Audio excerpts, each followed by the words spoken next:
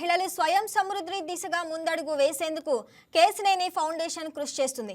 MP Kesineni Sivanath తన Kesineni foundation ఆధ్వర్యంలో NIRDPR సంస్థ సహకారంతో మహిళలకు వర్మీ కంపోస్టు తేనె తయారీపై 5 రోజుల శిక్షణ కార్యక్రమాన్ని అందిస్తున్నారు.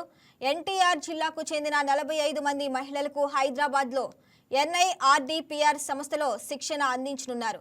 శిక్షణార్థులతో బయలుదేరిన బస్సుకు ఇబ్రహీంపట్నం రింగ్ సెంటర్ వద్ద Kondapalli municipality chairman Chennuboina Chittibabu, TDP కార్యనిర్వాహక కార్యదర్శి జంపాల సీతారామయ్యలు జెండా ఊపి ప్రారంభించారు.